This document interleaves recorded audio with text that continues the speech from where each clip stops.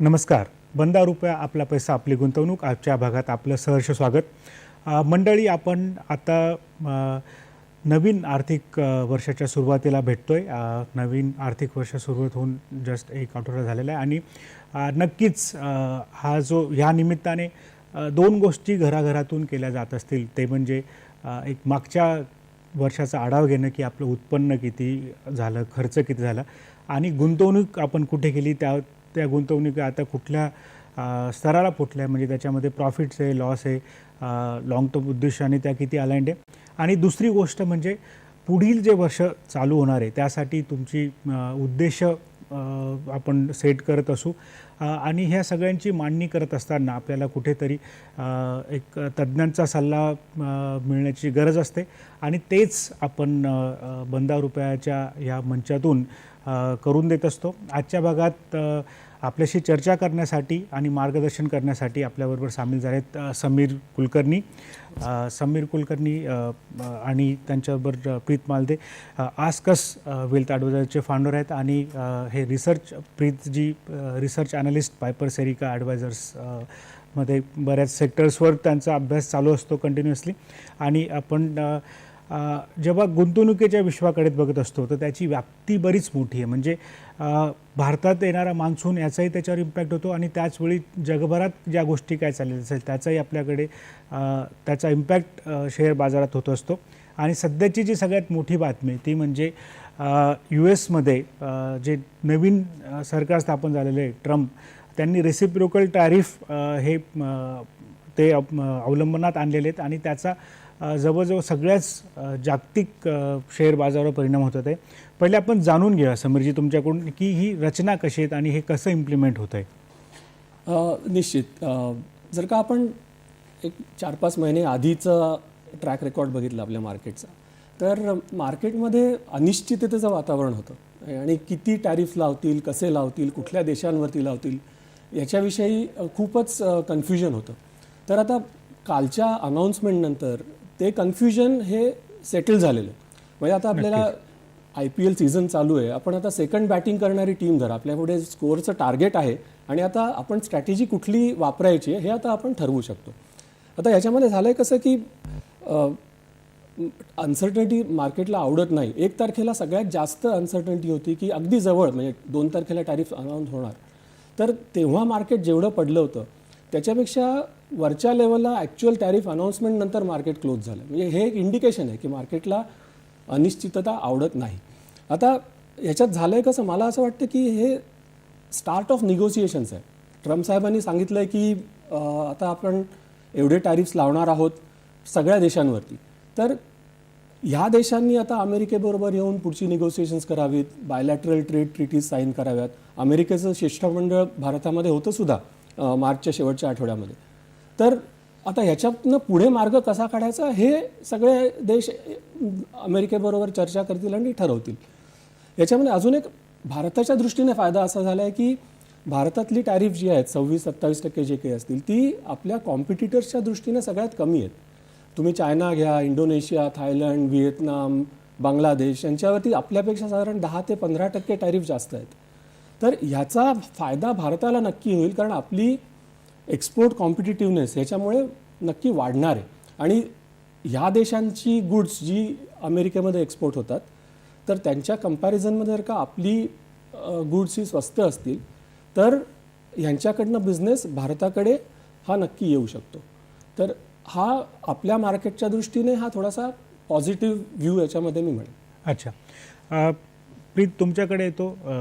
परत मोठा मुद्दा आहे टॅरिफचा. त्याच्यात ज्या आत्ता मार्केट रिॲक्शन झालेल्या आहेत म्हणजे 1 तारखेपासून आणि काल जेवढं मार्केट आपलं पडलं तर कुठेतरी हे आधीच डिस्काउंट झालं होतं, त्यामुळे रिॲक्शन्स तेवढी मोठी काल आली नाही. काय सांगाल? ॲक्च्युली एक छोटा हिस्ट्रीचा स्नॅपशॉट घेतला तर सिन्स 2014 इंडियन गव्हर्मेंट आपण अनएक्सपेक्टेडली विदाउट एनी नोटीस इम्पोर्ट्सवर टॅरिफ्स लावतोय इन एव्हरी बजेट. 2019-20 मध्ये अराउंड 70 प्रॉडक्ट्सवर टॅरिफ्स वाढवले होते, नवीन प्रॉडक्ट्स इंट्रोड्यूस केले होते टॅरिफ्सच्या ब्रॅकेटमध्ये. आणि that trend continued in 21, 22. And हे त्यामुळे होतंय कारण भारताचं जे वर्ल्ड ट्रेड ऑर्गनायझेशनमध्ये जो बाउंडेड टॅरिफ रेटचा जो ब्रॅकेट आहे तो एक्स्ट्रीमली फ्लेक्सिबल आहे because we are a developing country and number of other reasons त्यामुळे आपण पूर्णपणे एक्सप्लॉइट करतोय ती फ्लेक्सिबिलिटी. जर आपण बघायला गेलो तर हे जे रेसिप्रोकल टॅरिफचा जो कॉन्सेप्ट आहे जो आता ट्रम्प शासनामध्ये आलाय ते जर आता नव्हता आलेला तर फ्युचरमध्ये कधी ना कधी तर येणारच होता कारण almost every exporting country has been exploiting the American markets for a very long time. तर हा कॉन्सेप्ट आता मी नाही सांगतोय की बेनिफिशियल आहे in the best sense because in the longer term ग्लोबलायझेशनच बेनिफिशियल असतो. पण आता US मध्ये इन्फ्लेशन वाढणार आहे आणि या रेसिप्रोकल टॅरिफ्समुळे जे रिटॅलिएटरी टॅरिफ्स येणार ऑफ अदर कंट्रीज ते रिटॅलिएटरी त्या टॅरिफ्समुळे अजून इन्फ्लेशन ग्लोबली वाढणार आहे. ग्लोबलायझेशन आणि फॉरेन एक्सचेंजमध्ये एक डिक्रीज होणार त्यामुळे अमेरिकन GDP ग्लोबल GDP त्यामध्ये पण एक आपण म्हणजे चेन रिॲक्शन आपण इकडे बघू शकतो आणि हाच मला वाटतं कुठेतरी हे रिफ्लेक्ट होताना दिसतंय की जेव्हा आपण आपल्या मार्केटची चर्चा केली की आपल्या रिॲक्शन्स काय होत्या पण तेच जेव्हा हे टॅरिफ अनाऊन्स झाले तर US मार्केटमध्ये खूप मोठी पडझड बघायला मिळाली. म्हणजे S&P 500 जे जवळजवळ 5% पडलं, डाव जोन्स 4% पडलं, नासडॅक पण पडलं. तर तिकडे ह्या टॅरिफसाठी एक रिसेशनरी ट्रेंडमध्ये US जाईल अशी एक फिअर वाटते. तर त्याबद्दल तुम्ही काय सांगणार? निश्चितच म्हणजे आपण जर का रिसेशनचा इंडिकेटर हा नेहमी बॉन्ड मार्केटची यील्ड्स त्याच्यावरून आपण ठरवतो. तर काल bond market 10 year bond market is a म्हणजे वेल ट्रॅक इंडेक्स जसं आपण सेन्सेक्स बघतो निफ्टी बघतो तसं. तर तिथे काल 10 year बॉन्ड यील्ड जवळजवळ 4% खाली गेलं. म्हणजे जे साधारण 4.75 4.80 गेलं होतं एक 2-3 महिन्यापूर्वी तर ते आता हळूहळू खाली आलेलं आहे. नंतर डॉलर इंडेक्स जर का बघितला DXY तर तो जवळजवळ आता 101-50 खाली आला जो 106-107 वरती गेला होता. म्हणजे रिलेटिव्हली डॉलरची स्ट्रेंथ ही बाकीच्या करन्सीजपेक्षा कमी होती. आणि तुम्ही म्हणाला तसं की रिसेशन फिअरमुळे आणि सगळ्याच म्हणजे हे जे फॅक्टर्स आहेत की चेन रिॲक्शन होईल, सगळ्या कंट्रीज आपापसात टेरिफ्स वाढवतील आणि ग्लोबल GDPच ग्रोथ कमी होईल. तर हे त्याचं अगदी चांगलं इंडिकेशन आहे की बॉन्ड यील्ड जर का कमी होत आहेत तर त्याचा अर्थ आपण असा काढू शकतो की ह्याच्यामुळे आता US फेड कदाचित जास्त रेट्स कट करू शकतील टू सपोर्ट द इकॉनॉमी आणि हे याच्यातनं अगदी क्लिअरली दिसतंच आहे. अच्छा, म्हणजे एकीकडून तुम्ही टॅरिफ गोळा करा नंतर दुसरीकडे फेडने करून परत इंटरेस्ट रेट कमी करा आणि लिक्विडिटी तिकडून अवेलेबल करून द्या. म्हणजे ओव्हरऑल एक ती US इकॉनॉमीला स्वतःलाच ॲडजस्ट व्हायला बराच काळ याच्यात एक बघायला लागेल की आता ही अनाऊन्समेंट आलेली आहे एकदम फटाके फोडल्यासारखं त्यांनी हे सगळं केलं तर हे किती दिवस याच फॉर्ममध्ये कंटिन्यू करतात का एक 15-20 दिवसांनी महिन्याभरानंतर याच्यातलं थोडंसं रिट्रॅक्ट करून की बाबा कारण त्यांनी फार्मास्युटिकल्स सेमीकंडक्टर्स ह्या स्ट्रॅटेजिकली इम्पॉर्टंट गोष्टी आहेत त्याच्यावरती टॅरिफ्स लावलेले नाही आहेत. म्हणजे ते त्यांचं गव्हर्नमेंटसुद्धा ह्या गोष्टींना सेन्सिटिव्ह आहे की अगदी जे नॉर्मल जनता आहे त्यांच्यासाठी हे खूप कठीण जाऊ नये.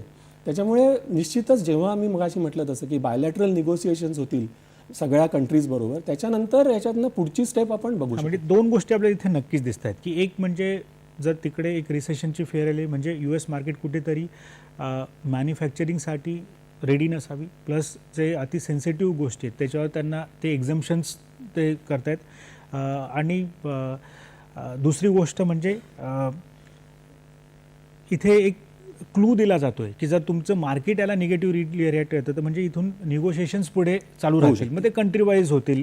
आपण इंटरनॅशनल फॅक्टर्स बघतोय आता आपण जरा थोडं डोमेस्टिक पण चर्चा करूया कारण आता आर्थिक वर्षाची सुरुवात होते आणि जे आपलं नवीन बजेट आहे त्या टॅक्स लॉसकडे आपण आता जाणार आहे. त्या म्हणजे त्या दृष्टिकोनातून गुंतवणूक विश्वात काय चेंजेस आहेत आणि काय स्ट्रॅटेजी असली पाहिजे इथून पुढे गुंतवणूकदारांची? सगळ्यात महत्त्वाचा बदल म्हणजे आपण बघतोच आहोत की 12 लाखापर्यंतचं उत्पन्न हे आता करमुक्त झालेलं आहे. तर या उत्पन्नामध्ये आधी आपण बघूया की काय काय गोष्टी ॲड केल्या जातात. तर एक म्हणजे आपली सॅलरी किंवा पेन्शन असतं, दुसरं म्हणजे अदर इन्कम की ज्याच्यामध्ये आपण इंटरेस्ट इन्कम असतं, डिव्हिडंड इन्कम असतं, तर हे ॲड केलं जातं. आणि जे कॅपिटल गेन्स असतात म्हणजे जे आपण मार्केटमध्ये इन्व्हेस्ट करतो आणि त्याच्यावरती प्रॉफिट बुक केलं तर त्याला कॅपिटल गेन्स म्हणतात. तर कॅपिटल गेन्स हे नेहमी स्पेशल रेटने टॅक्स केलं जातं. म्हणजे ज्याच्यावरती लॉंग टर्म कॅपिटल गेन्स आता 12.5% आहे आणि शॉर्ट टर्म कॅपिटल गेन्स 20% आहे. तर हे 12 लाखापर्यंतची जी आता आपल्याला कर सवलत मिळालेली आहे तर त्याचा फायदा आपण हे अदर इन्कम जे आहे ज्याच्यामध्ये आपण इंटरेस्ट इन्कम असतं आणि डिव्हिडंड इन्कम असतं, तर हे आता आपण कसं वाढवू शकू याच्यावरती आपण फोकस करायला पाहिजे. आता म्युच्युअल फंड स्कीम्समध्ये जेव्हा ही सवलत साधारण 5 लाखापर्यंत होती फर्स्ट टॅक्स स्लॅब, तर तेव्हा असा ॲडवाईस दिला जायचा की तुम्ही डिव्हिडंड पेआउट स्कीमपेक्षा ग्रोथ स्कीममध्ये इन्व्हेस्ट करा आणि ग्रोथमधून जो प्रॉफिट येईल त्याच्यावरती फक्त 10% तेव्हा टॅक्स होता लॉंग टर्म कॅपिटल गेन्स, त्याच्यामुळे तो एक सवलतीचा भाग होता.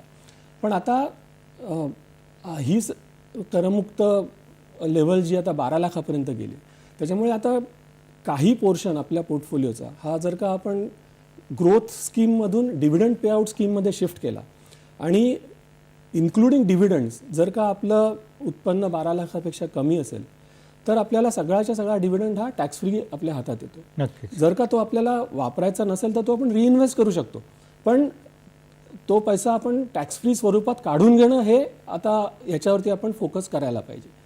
दुसरा मोठा भाग आहे आपल्या पर्सनल पोर्टफोलिओमध्ये बरेच लोक PPFमध्ये इन्व्हेस्ट करतात, पब्लिक प्रॉव्हिडंट फंड, कारण त्याच्यावरचं त्याच्यावरचं इंटरेस्ट हे टॅक्स फ्री असतं. इंटरेस्ट रेट त्याच्यावर फक्त 7.1% आहे. पण आता आपण असं बघू शकतो की अदर इन्कममध्ये जर का आपल्याला स्कोप असेल 12 लाखापर्यंत लिमिट गेल्यामुळे, तर PPFमधनं काही पैसे विड्रॉ करून जर का सिनियर सिटिझन्स असतील तर सिनियर सिटिझन सेव्हिंग स्कीममध्ये आपण शिफ्ट करू शकतो, ज्याच्यामध्ये तुम्हाला साधारण 1 ते 1.25% इंटरेस्ट जास्त मिळेल, किंवा दुसऱ्या कुठल्या FDजमध्ये.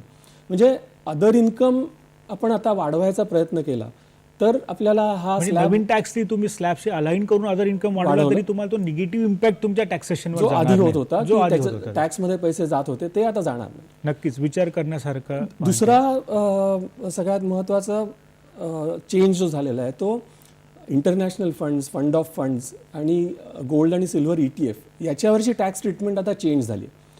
पूर्वी कसं होतं की याच्यावरचे जे कॅपिटल गेन्स होते ते आपल्या नॉर्मल इन्कममध्ये म्हणजे अदर इन्कममध्ये ॲड केले जायचे आणि त्याच्यावरती स्लॅब रेटप्रमाणे टॅक्स लावला जायचा. तर जे हाय नेटवर्थ इंडिव्हिज्युअल्स असतील म्हणजे 12 लाखापेक्षा ज्यांचं इन्कम जास्त असेल तर त्यांच्या दृष्टीने ॲसेट ॲलोकेशनमध्ये आता ह्या गोष्टींना चांगला वाव आहे. कारण फंड ऑफ फंड्सवरती जर का 2 वर्षापेक्षा जास्त आपलं होल्डिंग पिरियड असेल तर आता लॉंग टर्म कॅपिटल गेन्स फक्त 12.5% हा त्याच्यातल्या गेन्सवरती लावला जाईल.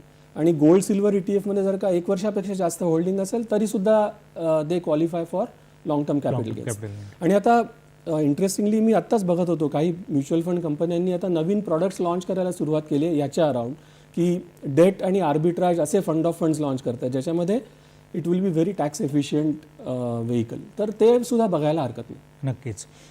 प्रीत, तुम्ही सेक्टर स्टडीज करत असतात तर आत्ताच्या ह्या टॅरिफ वगैरे आणि आत्ताच्या घडीला तुमचा जो खास सेक्टर आहे स्पेशालिटी केमिकल्स त्याच्यावर काय व्ह्यूज आहेत?